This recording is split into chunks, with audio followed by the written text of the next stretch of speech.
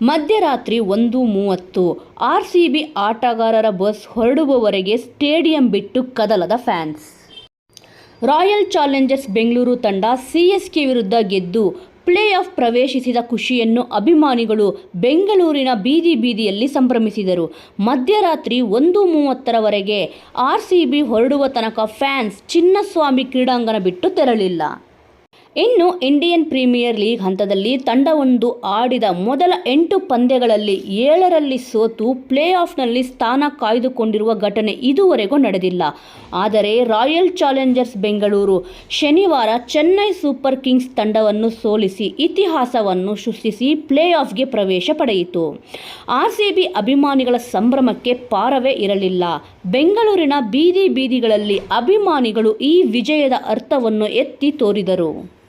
ಅದರಲ್ಲೂ ಚಿನ್ನಸ್ವಾಮಿ ಸ್ಟೇಡಿಯಂನಿಂದ ಹೊರಟ ತಂಡದ ಬಸ್ನ ಹಿಂದೆ ಹಲವು ಕಿಲೋಮೀಟರ್ವರೆಗೆ ಅಭಿಮಾನಿಗಳ ಗುಂಪು ಇತ್ತು.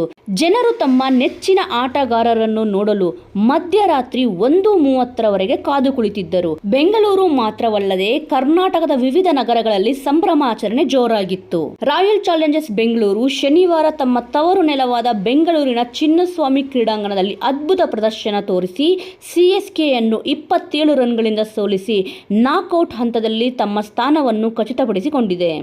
RCB ಪ್ಲೇ ಆಫ್ ತಲುಪಲು ಕನಿಷ್ಠ 18 ರನ್ಗಳಿಂದ ಗೆಲ್ಲಬೇಕಾಗಿತ್ತು. ರೋಚಕ ಪಂದ್ಯದಲ್ಲಿ ಫಾಫ್ ಪಡೆ ಈ ಸಾಧನೆಯನ್ನು ಮಾಡಿದೆ. ಸದ್ಯ ಅಂಕಪಟ್ಟಿಯಲ್ಲಿ 4ನೇ ಸ್ಥಾನ ಪಡೆದ ನಂತರ RCB ಮೇ 24ರಂದು ಎಲಿಮಿನೇಟರ್ ಪಂದ್ಯವನ್ನು ಆಡಲಿದೆ. ಈ ಪಂದ್ಯದಲ್ಲಿ ಅವರು ಪಾಯಿಂಟ್ ಪಟ್ಟಿಯಲ್ಲಿ 3ನೇ ಸ್ಥಾನ ಪಡೆದಿರುವ ತಂಡವನ್ನು ಎದುರಿಸಲಿದ್ದಾರೆ. ಕೋಲ್ಕತ್ತಾ ನೈಟ್ ರೈಡರ್ಸ್ ಅಂಕಪಟ್ಟಿಯಲ್ಲಿ ಅಗ್ರಸ್ಥಾನವನ್ನು ಸೀಲ್ ಮಾಡಿಕೊಂಡಿದೆ. ರಾಜಸ್ಥಾನ್ ರಾಯಲ್ಸ್ ಮತ್ತು ಸನ್ ರೈಸರ್ಸ್ ಹೈದರಾಬಾದ್ ವಿರುದ್ಧ ಆಡಬೇಕು. ಮೇ 19ರಂದು ಕೋಲ್ಕತ್ತಾ ನೈಟ್ ರೈಡರ್ಸ್ ವಿರುದ್ಧ ಪಂದ್ಯದಲ್ಲಿ ರಾಜಸ್ಥಾನ್ ರಾಯಲ್ಸ್ ಗೆಲ್ಲಲು ಯಶಸ್ವಿಯಾದರೆ ಅವರು 18 ಅಂಕಗಳನ್ನು ತಲುಪಿ 2ನೇ ಸ್ಥಾನವನ್ನು ಪಡೆಯುತ್ತಾರೆ. ಹೀಗಾದಲ್ಲಿ RCB ತಂಡ SRH ವಿರುದ್ಧ ತಮ್ಮ ಎಲಿಮಿನೇಟರ್ ಪಂದ್ಯವನ್ನು ಆಡಬೇಕಿದೆ.